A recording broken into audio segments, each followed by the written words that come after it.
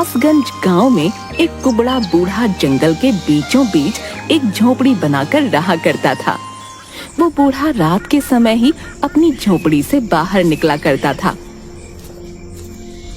रात के अंधेरे में उसकी झोपड़ी में तेज रोशनी हो जाया करती थी, जिससे गांव वाले बहुत डरा करते थे। उनका मानना था कि वो कुबड़ा कोई साधारण बूढ़ा नहीं है, वो जरूर कोई मायावी है जो गांव के जंगल में रह रहा है। एक दिन गांव का एक युवक जिसका नाम गबरू था, वो अपने हाथ में कुछ लकड़ियां लेकर जंगल के रास्ते से आ रहा था कि तभी उसे किसी के रोने की आवाज सुनाई दी। अरे कोई बचाओ मुझे, अरे यहाँ से बाहर निकालो मुझे, अरे बचाओ मुझे, बचाओ। अरे भाई, न जाने ये किसकी आवाज है जो सहायता के लिए पुकार रही है। न जाने कौन है भाई। वो थोड़ा दूर चला, तभी उसे उस मायावी बूढ़े की झोपड़ी दिखाई दी, जिसके अंदर से आवाजें आ रही थीं। जैसे ही गबरू उस झोपड़ी के पास पहुंचा और अंदर झोपड़ी में जाने लगा, तभी वहां वो मायावी बूढ़ा आ गया। मेरी झोपड़ी में कहाँ जा रहे हो नादान इंसान? क्या जानते नहीं वो मेरी झोपड़ी है? उसमें कोई भी गांव वाला नहीं जा सकता है। क्या तुम जानते नहीं हो? ऐसे डरावने बूढ़े को देखकर गबरू डर जाता है। नहीं नहीं बूढ़े बाबा, मैं आपकी झोपड़ी में नहीं जा रहा था। मैं तो इस जंगल में कुछ लकड़ियां लेने आया था, लेकिन फिर किसी के रोने की आवाज सुनी तो इधर आ गया। नहीं नहीं, मैं जाता हूँ यहाँ से। हाँ, जाता हूँ। जिसके बाद गबरू वहाँ से दुम दबाकर भाग निकलता है और गांव पहुँचता है और गांव वालों को अपनी आप बीती सुनाता है।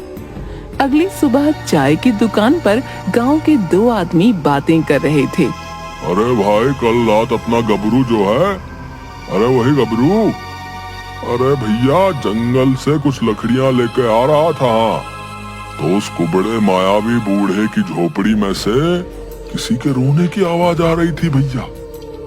जैसे ही गबरू देखने के लिए आगे बढ़ा, वो मायावी डरावना बूढ़ा जो है वो उसके सामने आ गया।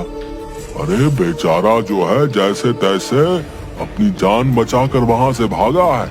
अरे कल रात से ही बुखार में पड़ा है बेचारा भैया बिजू। जाने भैया क्या राज दफन है उस मायावी बूढ़े की झोपड़ी में। हाँ, बता रहे हैं। पता नहीं भाई, डर के मारे जो है कोई भी गांव वाला जो है उस बूढ़े की झोपड़ी में जाने की हिम्मत नहीं करता है। हाँ, अब भैया भगवान ही जाने क्या राज दफन है भैया। उसी गांव में भोला नाम का एक बहुत ही गरीब मछुआरा रहता था। गांव में सब उसे भोंदू बुलाते थे, जो जंगल के किनारे पर नदी से मछलियां पकड़ा करता था। एक दिन भोंदू नदी के किनारे बैठा हुआ था, अपने जाल को फैलाकर मछली पकड़ने की कोशिश कर रहा था। अरे अरे, आती क्यों नहीं कोई मछली मेरे जाल में? आज कई दिन हो गए हैं, लेकिन कोई भी मछली हाथ नहीं लगी है। लगता है आज फिर से मेरी बूढ़ी माँ को भूखा ही सोना पड़ेगा। हे भगवान, तू कब कृपा करेगा मुझ गरीब पर? और वो रोने लगता है। थोड़ी देर बाद भोंदू खाली हाथ अपनी झोपड़ी में आता है। अरे भोंदू आ गया, मैं कब से इंतजार कर रही थी। अरे मुझे बड़ी भूख लगी है, क्या आज भी तेरे हाथ कोई अच्छी मछली नहीं आई? नहीं माँ, मुझे माफ कर दो। मैं आज भी तुम्हारे लिए कोई मछली पकड़ के नहीं ला पाया। न जाने क्यों मेरे जाल में कोई मछली फंसती ही नहीं है। कई दिन हो गए हैं, जानता हूँ तूने कुछ भी नहीं खाया है। हाय हाय, न जाने हम अभागों ने कैसी किस्मत पाई है। दुखी मत हो, देखना सब ठीक हो जाएगा। हाँ, कोई न कोई राह हमें जरूर दिखेगी। अगली सुबह भोंदू फिर से अपना जाल लेकर नदी के किनारे जा रहा था। हे भगवान, आज तो कोई मछली हाथ आ ही जाए। अगर नहीं आई तो आज फिर से मुझे और माँ को भूखा सोना पड़ेगा। भोंदू थोड़ी दूर चलता है कि उसे जंगल की ओर से किसी के रोने की आवाज सुनाई देती है। अरे कोई है? अरे निकालो मुझे यहाँ से, कोई तो सहायता करो मेरी, निकालो मुझे यहाँ से। अरे ये कौन रो रहा है? लगता है किसी को सहायता की आवश्यकता है, लेकिन ये आवाज तो जंगल की ओर से आ रही है। न जाने जंगल की ओर जाना ठीक होगा या नहीं। गांव वाले तो अजीबोगरीब बातें करते हैं इस जंगल को लेकर, लेकिन कोई सहायता के लिए पुकार रहा है, इसलिए जाना होगा। जैसे ही भोंदू थोड़ा आगे बढ़ता है, अचानक से उसे उस मायावी बूढ़े की झोपड़ी से जोर जोर से रोने की आवाज सुनाई देने लगी। अरे कोई है इस जंगल में? मेरी सहायता करो, मैं मर रहा हूँ। मेरी सहायता करो, निकालो मुझे यहाँ से। न जाने ये किसकी आवाज है, कौन सहायता के लिए पुकार रहा है। भोंदू जैसे ही आगे बढ़ा तो उसे उस कुबड़े मायावी बूढ़े की झोपड़ी दिखाई दी, जहाँ से आवाज आ रही थी। अरे आवाज तो इस झोपड़ी के अंदर से आ रही है। लगता है अंदर कोई सहायता के लिए पुकार रहा है। हाँ, लेकिन क्या मेरा अंदर जाना ठीक रहेगा? गांव वाले इस झोपड़ी को मायावी समझते हैं। नहीं, मुझे अंदर जाना ही होगा। कोई सहायता के लिए पुकार रहा है, इसलिए अंदर जाना ही होगा। जिसके बाद वो झोपड़ी के अंदर जाता है।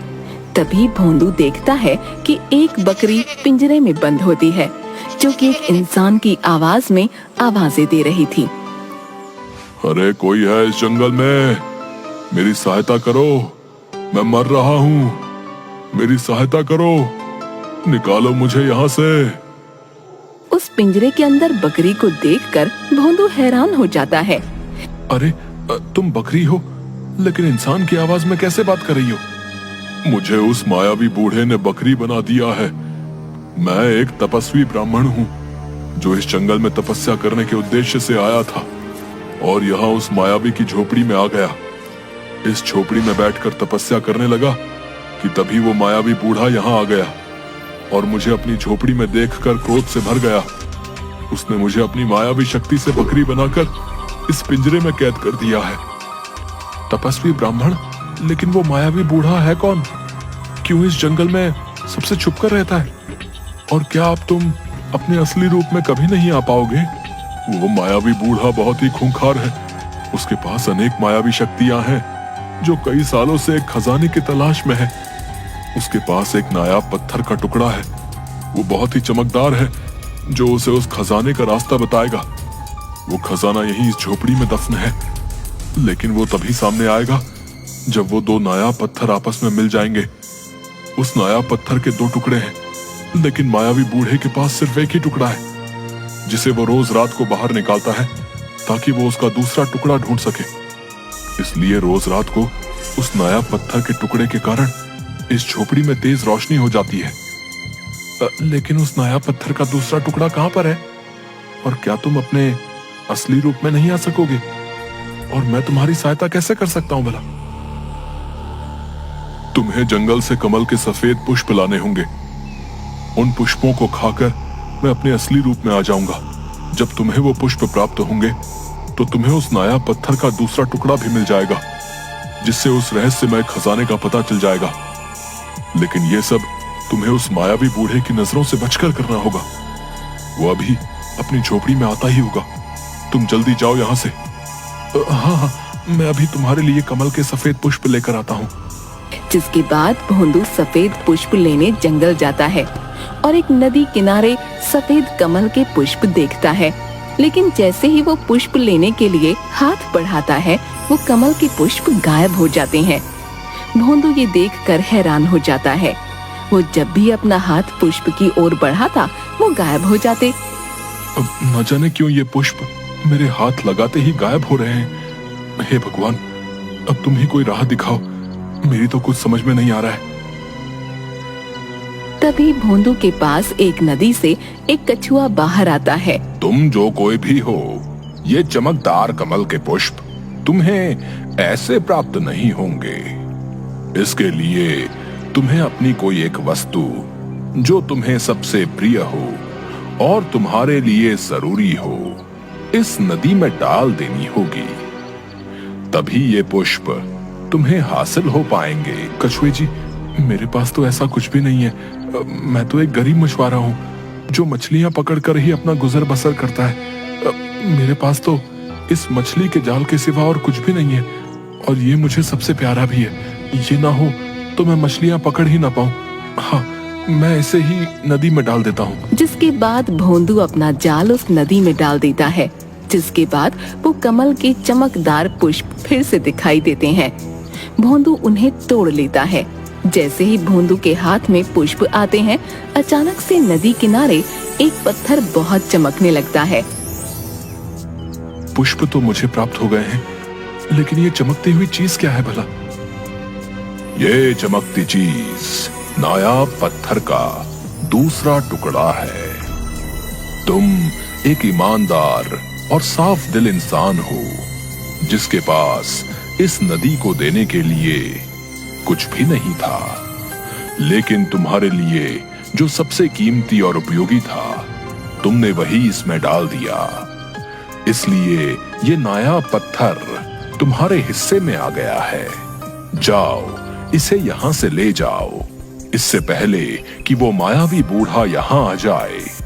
वो तुम्हें अपनी मायावी शक्तियों से मार डालेगा। जाओ, यहाँ से ले जाओ इस पत्थर को। भोंदू वहाँ से कमल के चमकदार सफेद पुष्प और नायाब पत्थर का टुकड़ा लेकर मायावी बूढ़े की झोपड़ी में आ जाता है। ये देखो, ले आया मैं तुम्हारे लिए कमल के सफेद पुष्प।